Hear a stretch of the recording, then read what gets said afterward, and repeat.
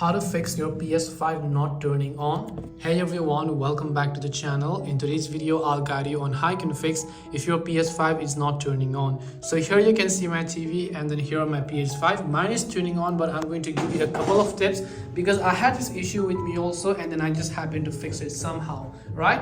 The very first thing, of course, it's a very basic thing, but I always want to keep reminding you to simply check your power supply properly, right? So make sure your TV is connected and make sure that your PS5 is also connected here. At the back side of it, make sure that your HDMI port as well as the power supply is connected, as well as also on your TV, right? So if you're on your TV, make sure also that is also connected properly.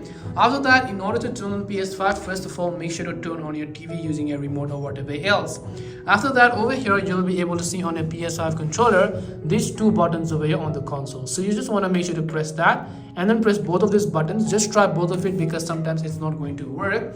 If that doesn't help either, it could be because your PS5 was actually overheating too much and that's why it shut itself down. When it is overheating too much, then you will not be able to turn on your PS5 because it is a way to protect the console from overheating much more level than that. So try to play games in a limited manner because that's just going to overheat. But as I always say, just make sure to check your power supply properly because in most cases that is the way to solve the problem. If you have got any questions, feel free to leave them down. Thank you for watching and see you in the next video.